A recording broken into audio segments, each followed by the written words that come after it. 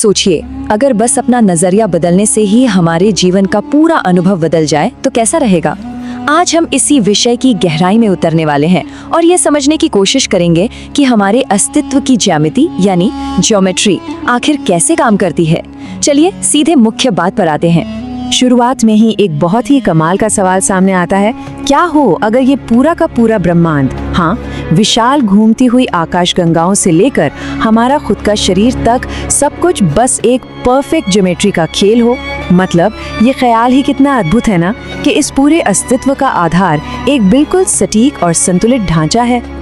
अगर हम आधुनिक विज्ञान को देखें तो इसके निर्माण सिद्धांत बिल्कुल उसी बात की ओर इशारा करते हैं जिसे प्राचीन काल में अंडपिंड कहा जाता था। इसका सीधा सा मतलब ये है कि एक छोटे से परमाणु और इस अनंत ब्रह्मांड की बनावट यानी उनका जो फंडामेंटल डिजाइन है वो बिल्कुल एक जैसा है। फर्क सिर्फ और सिर्फ जटिलता का है। जो चीज एक एटम में है वही ब्रह्मांड में बस लाखों करोड़ों गुना बड़े पैमाने पर मौजूद है। इसे थोड़ा आसान भाषा में समझते हैं। 1960 के दशक वाले उन पुराने टेलीविजन एंटीना को याद कीजिए। छत पर लगी उन साधारण सी एल्यूमिनियम ट्यूब्स को जब घुमाकर एक एकदम सटीक अलाइनमेंट में लाया जाता था तो क्या होता था, अचानक से पूरी दुनिया की तस्वीरें, आवाजें, सब कुछ सीधे हमारे लिविंग रूम में डाउनलोड हो जाता था। बस ट्यूब्स की सही सेटिंग और पूरा जादू स्क्रीन पर। ठीक यही नियम हमारे शरीर पर भी लागू होता है। अगर कोई इंसान बस सही तरीके से बैठना, सही तरीके से सांस लेना सीख जाए और अपने शरीर की ज्यामिति को एक परफेक्ट अलाइनमेंट में ले आए तो ये बिल्कुल संभव है कि वो पूरे ब्रह्मांड को ही अपनी चेतना में डाउनलोड कर ले। सब कुछ सही जगह पर होना ही ब्रह्मांड से जुड़ने की असली चाबी है। और शायद यही वजह है कि एक सच्चा योगी ब्रह्मांड की इस ज्योमिति को महसूस करने के लिए अपना पूरा जीवन केवल एक ही आसन को सिद्ध करने में लगा देता है। ये किसी जिम में जाकर पसीना बहाने या जल्दबाजी में 108 योगासन करने जैसा बिल्कुल नहीं है। ये तो एक ही पोस्चर को इतनी बारीकी से साधने की कला है जिससे पूरा का पूरा ब्रह्मांड हमारे भीतर ही प्रकट हो जाए। अब यहाँ अपनी समझ को थोड़ी सी चुनौती देते हैं।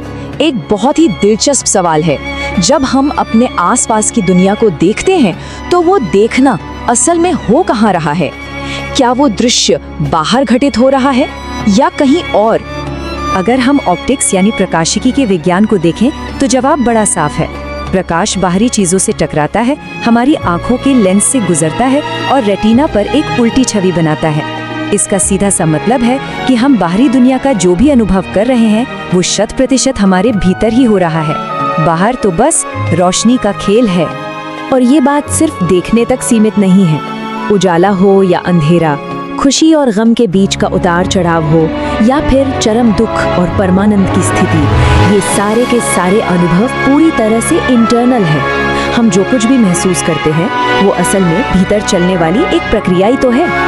अब इंसानों के पास दो बहुत ही कमाल के वरदान हैं, हमारी याददाश्त जिससे हम अतीत को याद रखते हैं और हमारी कल्पना शक्ति जिससे हम भविष्य के सपने बुनते हैं। एक केचुआ भले ही पर्यावरण के लिए कितना भी अच्छा क्यों ना हो, लेकिन इंसान अपनी इस याददाश्त और कल्पना की बदौलत अपने दिमाग में ही एक पूरी नई दुनिया खड़ी कर सकता है। लेकिन यहीं पर सारी गड़बड़ शुरू होती है। जब हम अपनी इन अद्भुत क्षमताओं को सही से संभालना नहीं सीखते तो हमारे ही विचार और भावनाएं वरदान के बजाय हमारे दुखों का सबसे बड़ा कारण बन जाते हैं। हम असल में बाहरी दुनिया से नहीं बल्कि अपने ही दिमाग की बनाई भूल भुलैया से लड़ रहे होते हैं। आजकल हर जगह स्ट्रेस मैनेजमेंट की बातें होती हैं, लेकिन जरा सोचिए हम आम तौर पर किन चीजों को मैनेज करते हैं? हमारा परिवार, हमारा बिजनेस, हमारे पैसे, यानी जो चीजें हमारे लिए कीमती हैं। तो फिर हमने स्ट्रेस यानी तनाव को जीवन का इतना कीमती हिस्सा क्यों मान लिया है कि उसे जड़ से खत्म करने के बजाय हम उसे मैनेज करने में लगे हैं। दिमाग को सही तरीके से न संभाल पाने का नतीजा आज हमारे सामने है। आंकड़े बताते हैं कि यूरोप जैसे बेहद अमीर और विकसित हिस्से में भी लगभग 35 करोड़ लोग यानी वहाँ की 39% आबादी अपना रोजमर्रा का जीवन जीने के लिए मानसिक रोगों की दवाओं पर निर्भर है। ये सच में चौंकाने वाला है। इतने बड़े पैमाने पर बाहरी रसायनों या दवाइयों का इस्तेमाल इसलिए हो रहा है क्योंकि हमारे हर अनुभव का, चाहे वो शांति हो, प्यार हो, खुशी हो, घबराहट हो या पागलपन हो, हमारे शरीर के अंदर एक बहुत गहरा केमिकल बेस होता है। आसान शब्दों में कहे तो हमारी हर भावना के पीछे शरीर की एक केमिस्ट्री काम कर रही होती है। तो फिर इस सारी परेशानी और दुख की असली जड़ है क्या? वो है हमारे खुद के चारों ओर खींची गई एक अदृश्य दीवार। ये एक ऐसा भ्रम है जो हमें दूसरों से बिल्कुल अलग महसूस कराता है, जहां हम सोचने लगते हैं कि ये मैं हूँ और वो कोई और है। ये अलगाव का एहसास ही सारी समस्याओं की शुरुआत है।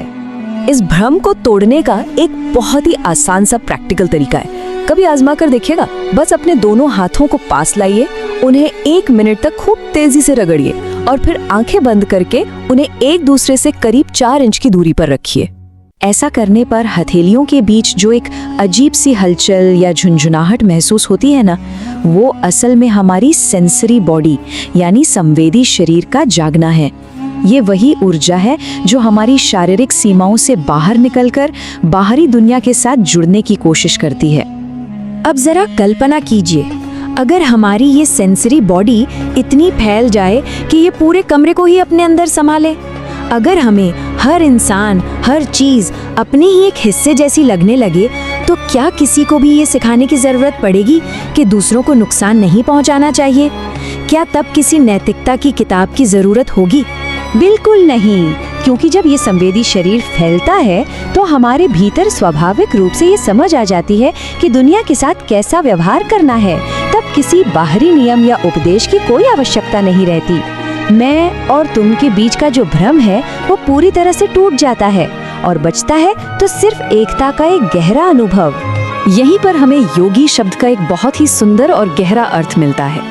योगी सिर्फ वो नहीं है जो अपने शरीर को मुश्किल आसनों में मोड़ सके।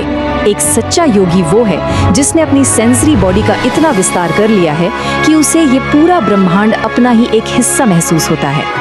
तो इन सभी बातों को समेटते हुए अंत में एक बहुत ही अहम सवाल छोड़ते हैं। अगर हमारी हर खुशी, हमारा हर दुख और ये पूरा का पूरा ब्रह्मांड हम केवल अपने भीतर ही अनुभव करते हैं, तो आज अभी हम अपने भीतर कैसा ब्रह्मांड बनाने का चुनाव करेंगे?